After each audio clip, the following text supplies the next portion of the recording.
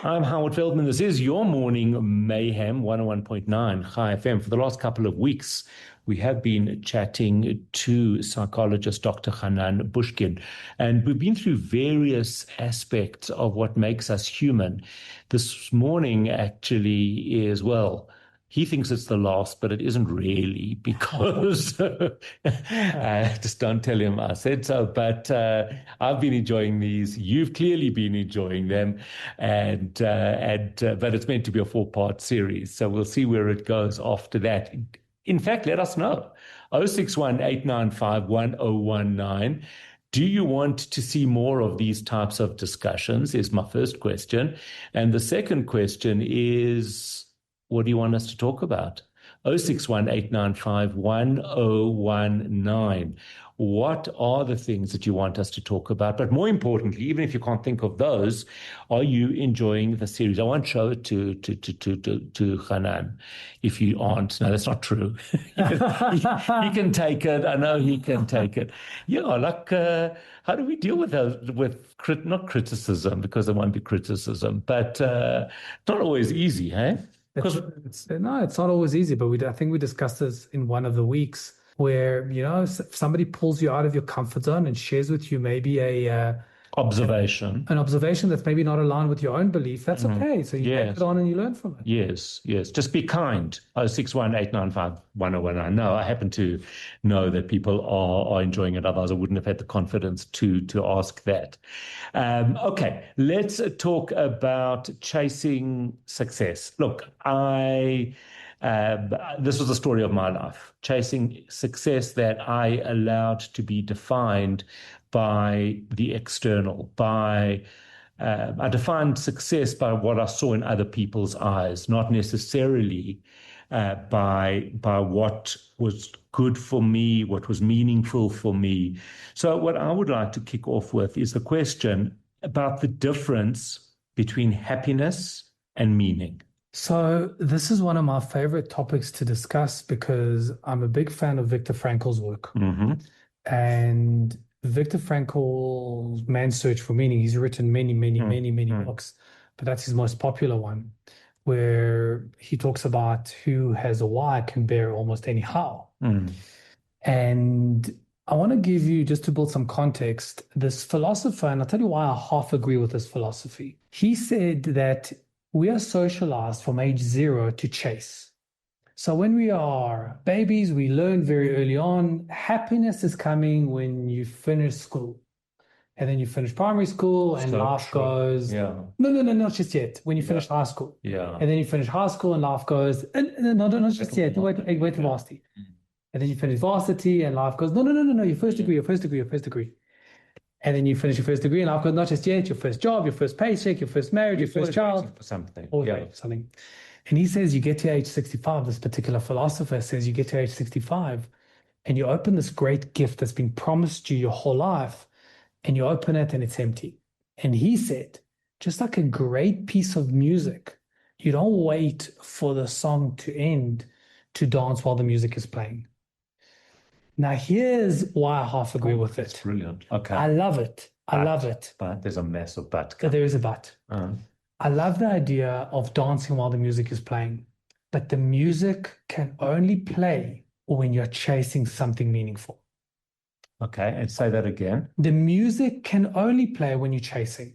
When you're chasing being a better husband, when you're chasing being a better father, when you're chasing adventures, stepping out of comfort zones, learning, developing, being the best version of yourself, only then the music is playing and you can enjoy the music.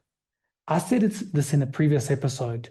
It's not a contradiction to chase and be grateful for where you're at. It's not a contradiction to want to be better and enjoy and see the value of where you're at. And that's the magic of life. And to answer your question, we don't chase happiness. We chase things that are valuable to us. We are grateful at the same time for the value that we do have, and that equals happiness. Happiness is a product of chasing something that's meaningful to you and dancing while the music is playing. But the music only plays in the chase. in the chase and B, when there's meaning. The chase has got to be meaningful. Right. And that's why my favorite quote of all time is, Yes. if you're not the chess player of your life, you're a pawn in someone else's. I love that. Okay, I'm sorry, I always ask you to repeat these things, but they're so valuable. Repeat that if you don't mind. If you are not the chess player of your life, you're a pawn in someone else's. If you don't know where you're going, you will always live out somebody else's dream. That is just the reality, because you're going to chase something. And if you don't chase your God, you'll chase somebody else's God. There's no option of not chasing a God. Yeah, you might just chase what somebody else determines is something that you think. And then you spend your whole life chasing, living somebody else's dream. Yeah, very much. And you wake up at age 65 or 85 and you look back and you say, I've lived my life for everybody else. But how do we determine that? I mean, as kids, as youth, it's quite difficult to know what that is. You know, I actually, in fact, you can help me with this. I gave a talk a few weeks ago at Gibbs, and I spoke about exactly this issue, about authenticity, the external, the internal, trying to bring them together. And after the session, somebody put up their hand and they asked such a great question, and they said, I feel like I spend so much time trying to be authentic that I don't even know when I am anymore, or whether I'm just sort of play acting being authentic. And I actually didn't have an answer for it. Right. So I'm glad you're here to give her that answer. I'm happy to give the answer.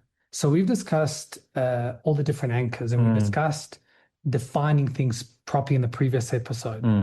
So remember the anchors. We've got career, financial security, family, friends, romantic, diet, exercise, sleep, religion, hobby, self-development, relaxation, meaningful pursuits, and your physical environment.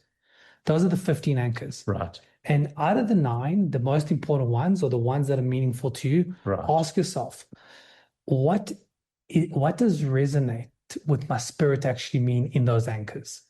So when I'm 95 years old, looking back at my life, I want to say I was able to accumulate and achieve what in those anchors that are of meaning to me, if nobody else was watching. Because you were talking about comparison earlier. The moment you compare yourself to someone else, you'll never feel good enough, ever. You know, I once saw a meme. It was an old meme. It was Michael Phelps in the pool against Chad Leclerc. Oh, wow. Okay. So it was a photograph. And in this photograph, Michael Phelps was in his lane and Chad was in his lane. And Michael Phelps was ahead and Chad Leclerc was behind. And in this picture, if you get to see it, Google it, Michael Phelps, who's ahead, is looking ahead at the finish line, and Chad is looking at Michael Phelps. Oh, wow. There's a metaphor. Wow. And the tagline was genius. The tagline was, winners focus on winning and losers focus on winners. Incredible. The moment you compete against somebody else's lane, you will never win. Yeah. Because we've said this before, the fantasy will always be better than the reality. So the fantasy of what you're watching on the other side of the lane, somebody else's life, will never compete and compare against the reality. Reality will always lose. Reality will have a hard time against fantasy. Yes.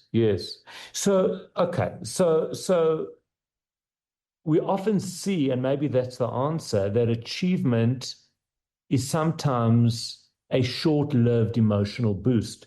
Following what you're saying, that's not achievement. That is achievement in somebody else's chessboard. Yes. Because otherwise, it's not a short-term boost. It gives you meaning, real achievement in terms of... Well, Howard, the thing is that... Oh, gosh. Now, just as you think you're understanding this. This goes deep. This goes levels. Yeah. The reality is that an anchor, you only feel good in the chase of something meaningful. Yes. The attainment of it lasts for about 0.3 seconds. Oh, so even something meaningful lasts very short. It's short. Because the moment you attain it, so you've attained the top of the mountain, the reality is you look up and there's another level. And that's what life is. Okay. Because we never arrive. No. The moment you feel you arrived, you're going backwards. 100%. That's just the way. So it's not about, it's about the attainment, but the real magic is in the chase of something meaningful. I got it. The chase is what grounds us. The chase is what gives us something, a purposeful existence. So as a psychologist, what comes up most as a regret that people have? Not living the authentic life according to what they find meaningful, not being the chess player of their lives. Really? For sure. For sure. But how many is people that, but I mean, that's quite broad. Are there specific? in career, in relationships, in everything, in all the anchors, in all the anchors. So people wake up a little bit too late when they're 65, 85, 105, and they look back and go, I live my life according to somebody else's blueprint.